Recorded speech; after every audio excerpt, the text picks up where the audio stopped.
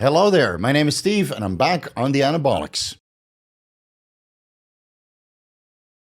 Vigorous Steve here. After 1 year off anabolic steroids trying to get my wife pregnant, I think it's about time to get back on hormone replacement therapy, HRT Plus that is, and see what happens from there.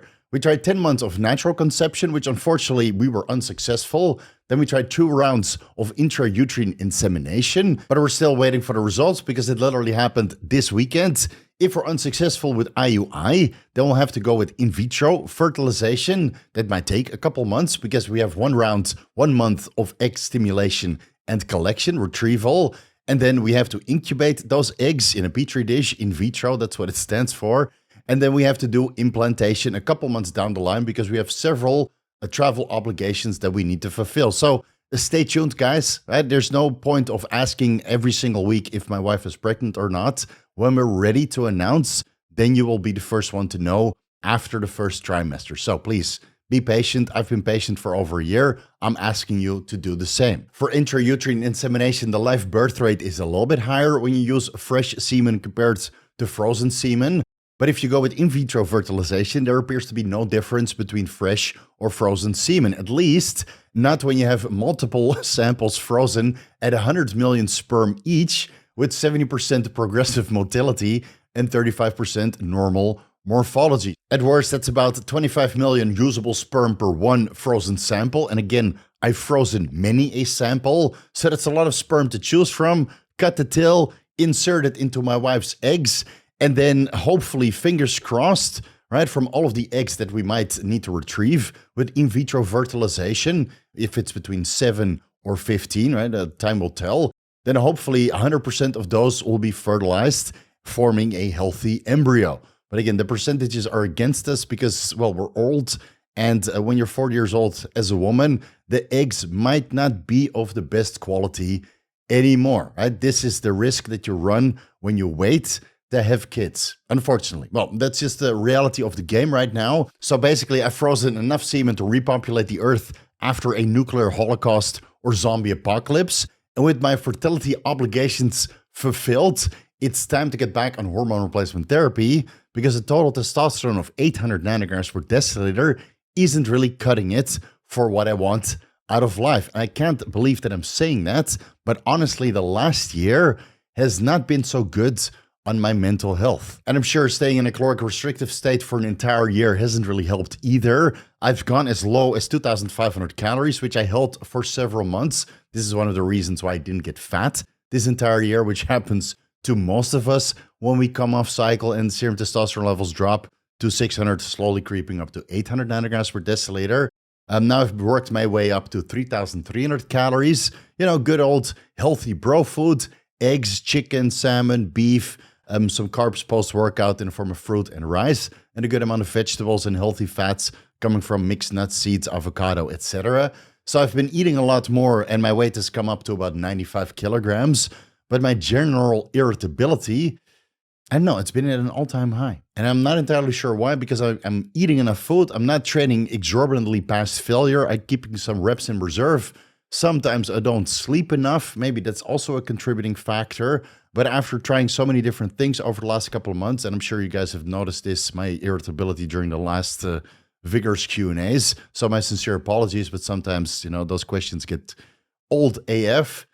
Fingers crossed that I can improve my mental state, reduce my general irritability, and my overall quality of life by adding in a little bit of hormone replacement therapy. But first, we need to analyze my blood work results. What have I been doing for the last couple of months? This has been my previous fertility protocol. Again, my fertility parameters came back absolutely stellar, which I documented in the previous video. I'll link it at the end of this one. I've been using Merck Ovitrel, recombinant human, chorionic gonadotropin, 1000 IUs 3 times per week subcutaneously, Monday, Wednesday, Friday. So that's a total of about 3000 IUs weekly. I've been using Merck Gonal F, recombinant human, follicle stimulating hormone, 75 IUs subcutaneously daily, and 25 milligrams dihydroepiandrosterone, DHEA, upon waking daily because I saw that my serum levels were steadily declining over the last couple of months, so I decided to bring those back up. DHA sulfate is now nicely middle of the reference range, as you'll see from my upcoming blood work results. And I've been using Merck Serono Sison recombinant human growth hormone. 2.4 I use daily, split 1.2 I use intramuscularly before fasted cardio. And again, pre-workout later in the day, but if I don't work out, I would take that before bed subcutaneously instead. I stopped using the Ipsen Increlex last couple of months because I didn't really feel that it was contributing much to my muscularity, even though it would keep me full and make my workouts a little bit more enjoyable because the pump was absolutely stellar. And I've discontinued the NAD Plus, the mitochondrial support stack, because simply I ran out and I want to see how I feel without the NAD Plus, the glutathione, vitamin C, and the B100 complex that I would inject intravenously 1 time per week. I'm slowly reintroducing some of these compounds on a need-to-use basis, but I'll update you guys over the last couple of months when I decided to add those compounds back into my stack. There's no update picture simply because I'm not happy with how I look in the mirror. Legs are way down, and if I were to take weekly progress pictures, which I did up until a certain point, then basically every weekend, I would kind of get demoralized looking at those pictures because my body and overall physique was just getting worse and worse and worse. And of course, if you're trying to stay lean while coming off a steroid cycle or hormone replacement therapy, then yes, the leg size and the overall mass is just going to get less over time. So I stopped taking progress pictures a couple months ago. There's no progress pictures for now. Once I have something to report and I'm happy with how I look in the mirror and on progress pictures again, I'll be the first one to share it on Instagram or one of these update videos with blood work alongside of it, right? So stay tuned. I'm trying to get my leg mass back the best I can, but I've been bodybuilding for 25 years now. I'm over 40 years old.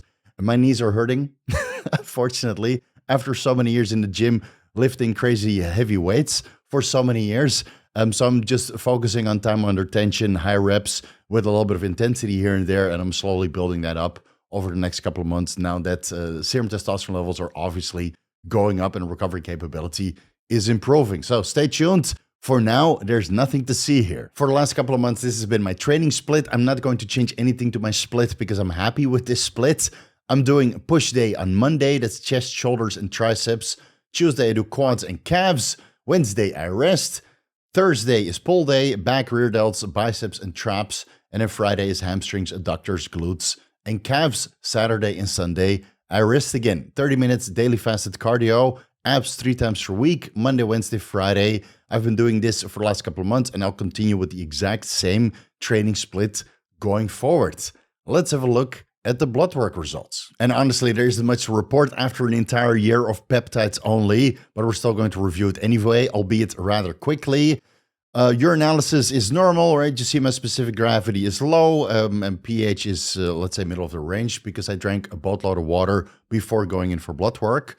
Complete blood count is a little bit on the low side. Hematocrit only 42%, could have been 43 or 44% if I were to go in dehydrated. But again, I'm always hydrated when I go in for blood work. And this low of hematocrit is probably why I've been gasping for air after every high rep set on leg day. So I'm looking to improve that with a little bit of exogenous testosterone. I'm sure this will shoot up to 46, 48, maybe 50% over the next couple of months. I respond pretty well to hormone replacement therapy when it comes to hematocrit. Never really goes out of reference range, but on a little bit of TRT, hematocrit gets a lot better, and thus oxygen carrying capacity and overall stamina improves a lot. So I'm looking forward to that because after a year of gasping for air on a leg day, I've had enough, really. Blood chemistry, blood glucose, blood urine nitrogen, uric acid, right? Most of the markers are all in range. Serum creatinine is a little bit elevated because I train just like a creatine phosphokinase. I'm still waiting for my cystatin C results, which should come in a couple days. I'll link it down below. I'm sure that's in range as well.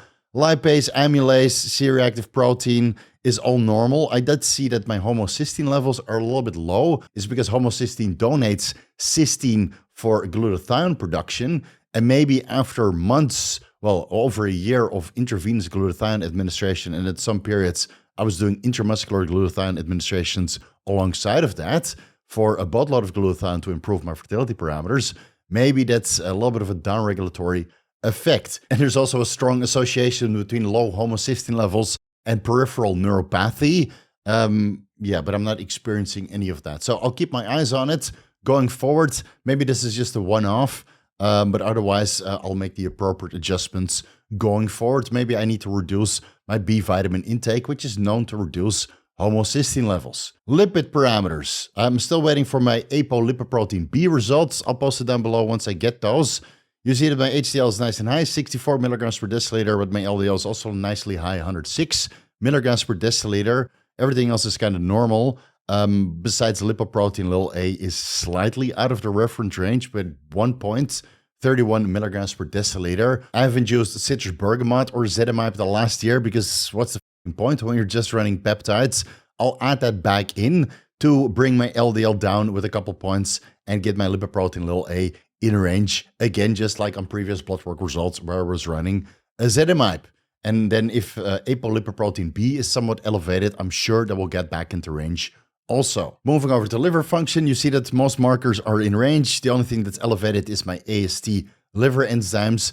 Is that from the injectables that I take? Is that from the DHEA that I took orally? From some of the IV administration? It's probably from training intensity, right? I've been training pretty hard, all things considering, leaving a couple reps in reserves, and it's pretty normal for these aminotransferases to be somewhat elevated following training. Yes, I did train the day before. I'm sure these will go up over the next couple of weeks as my training intensity increases thanks to exogenous testosterone. Then the iron study is all within normal parameters. I will have to dial back on my beef intake. I've been eating beef pretty much daily for the last year for a little bit of creatine and B vitamins and for overall fullness. But I do know that on hormone replacement therapy, the iron recycling and the iron absorption increases. I'll probably have to dial that back to, let's say, 3 times weekly or maybe 2 times weekly, depending on how my serum iron and ferritin levels change over the next couple of months. Moving over to the cancer markers, I'm still waiting for my neuronal specific annulase results, NSE.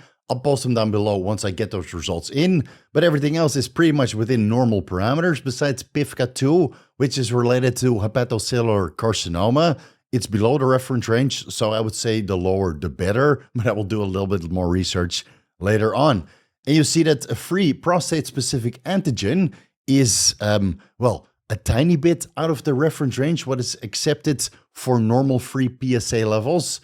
And that's probably because I masturbated, about an hour before because I did my intrauterine insemination, the last round, the day of doing blood work. So total PSA is just normal. It's always around 1 nanograms per milliliter, but maybe a little bit of prostate-specific antigen was released unbound after coming buckets for the intrauterine insemination. So I usually see this around 0.2 or 0.3 nanograms per milliliter, but when I saw this, I had to remind myself, yes, masturbation or coming hard can increase your PSA levels slightly. And it brings us to the hormone levels. Beta-HCG is 28.2 milliIUs per milliliter. Congratulations, Steve, you're pregnant, but in reality, I injected 1,000 IUs HCG the day before.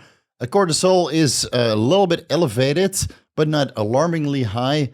Estradiol is a little bit lower than last time. I think last time was around 45 picograms per milliliter, and now it's only 31 picograms per milliliter, and that's probably because my testosterone went down slightly also. And it's probably because I had to wake up mad early that day. Normally I wake up at 12 o'clock because all of my consultations are at midnight. I go to bed at 4 a.m., not entirely according to the circadian rhythm, but it is what it is. It's been working for the last couple of years, and I'll continue to do it like that. But this day, I had to wake up at 8 a.m. 4 hours earlier because I needed to donate semen for the IUI. And then afterwards, I had to go to the clinic and donate some blood and urine for analysis. So maybe that's why my cortisol is a little bit elevated and my estradiol is a little bit lower, as my testosterone levels are lower on this specific moment in time. Progesterone is normal, prolactin is normal, DHEA middle of the reference range, and testosterone right now is about 730 nanograms per deciliter with slightly elevated bioavailable testosterone, but SHBG is, let's say, 47.5 nanomoles per liter, which is obviously not the greatest for libido, but your boy still got it done that morning. IGF-1, 124 nanograms per milliliter. Man, I can't wait to bring that back up to 400, 500 nanograms per milliliter soon. IGF-1 binding protein is, let's say, bottom of the reference range, just like IGF-1 is at the bottom of the reference range. Growth hormone is slightly elevated on this range, but most ranges go up to 10 nanograms per milliliter. I took, I think, 10 milligrams melatonin the night before to sleep a little bit earlier so I could wake up earlier for the semen donation, right? And this is probably why my growth hormone is 4.5 nanograms per milliliter, because melatonin is a growth hormone secretagogue. Yeah, you probably didn't know that, but it is. I was able to get, I think, 9.5 nanograms per milliliter on 30 milligrams melatonin before bed, but I felt like an old man, so I won't be doing that again. And my insulin levels, fasting insulin is nice and low, 3.5 IUs per milliliter. And thyroid function is normal, and hemoglobin A1C is normal. Nothing much to see here. So, what is the protocol going to be going forward? That's what everybody's interested in, right?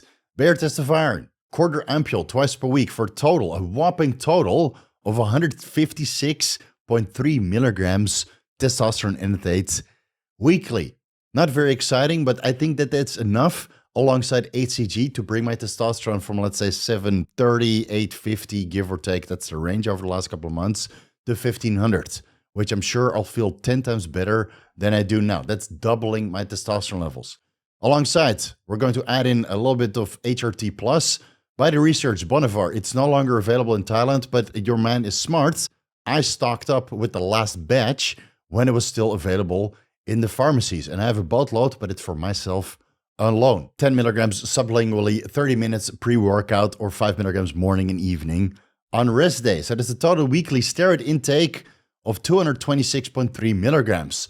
I'm looking to bring my weight up to 226 pounds.